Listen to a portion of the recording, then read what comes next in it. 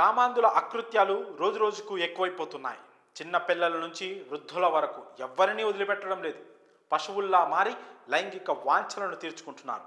పసిపిల్లలను చిదిమేస్తున్నారు. రోజుకో ఘోరం మహిళలను భయాందోళనకు గురి చేస్తోంది. బయటికి వెళితే మళ్ళీ సేఫ్గా తిరిగి వస్తామో లేదో అని వణికిపోతున్నారు. బస్టాండుల్లో, కాలేజీల్లో, పని ప్రదేశాల్లో మహిళలను వేధింపులకు గురి చేస్తున్నారు కామాంధులు. కామంతో కళ్ళు మూసుకపోయి కామాంధులు రెచ్చిపోతున్నారు. ఇంటి నుంచి వెళ్ళిన వారు తిరిగి వచ్చేంత వరకు కుటుంబ సభ్యుల్లో టెన్షన్ ఉంటుంది. ఎప్పుడు ఇలాంటి వార్త వినాల్సి వస్తుందో అని భయపడిపోతుంటారు. దేశవ్యాప్తంగా జరుగుతున్న అత్యాచారాలు ఆందోళన కలిగిస్తున్నాయి.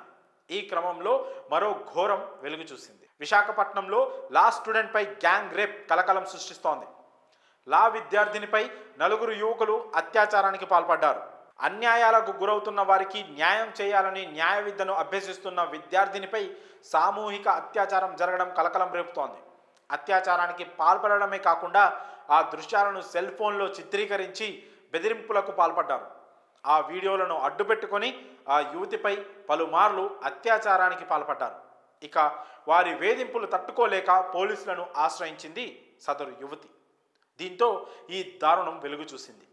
పోలీసులు తెలిపిన వివరాల ప్రకారం బాధితురాలు మధురవాడలోని ఎన్విపి లా కాలేజీలో లా 3rd ఇయర్ చదువుతోంది. ఈ క్రమంలో ఆమె సహచర విద్యార్థి అయిన వంశీతో స్నేహం చేసింది. ఆ స్నేహం కాస్త ప్రేమగా మారింది. ఈ నేపథ్యంలో వంశీ ఆ యువతిని పెళ్లి చేసుకుంటానని నమ్మించి ఈ ఏడాది ఆగస్టు 10న కంబాల కొండకు తీసుకొని వెళ్ళాడు. అక్కడే విద్యార్థినిపై అఘాయిత్యానికి పాల్పడ్డాడు. ఇక మళ్ళీ అదే నెల 13వ తేదీన డాబా గార్డెన్లో ఉంటున్న తన ఫ్రెండ్ ఆనంద్ ఇంటికి తీసుకువెళ్ళి అత్యాచారం చేశాడు. ఆ తర్వాత వంశీ స్నేహితులు ఆనంద్, రాజేష్, జగదీష్ కూడా అక్కడికి వచ్చి ఒకరి తర్వాత ఒకరు సామూహిక అత్యాచారానికి పాల్పడ్డారు. అంతటితో ఆగకుండా సెల్ ఫోన్లో ఆ దృశ్యాలను బంధించి మరోసారి అఘాయిత్యానికి పాల్పడ్డారు. 2 నెలల తర్వాత ఆ వీడియోలను అడ్డం పెట్టుకొని ఆనంద్, రాజేష్, జగదీష్ బాధితురాలికి ఫోన్ చేసి వేధించడం మొదలుపెట్టారు. ఈ విషయాన్ని వంశీ దృష్టికి తీసుకువెళ్ళగా వారి కోరిక తీర్చాలంటూ మానసికంగా వేధించాడు వంశీ.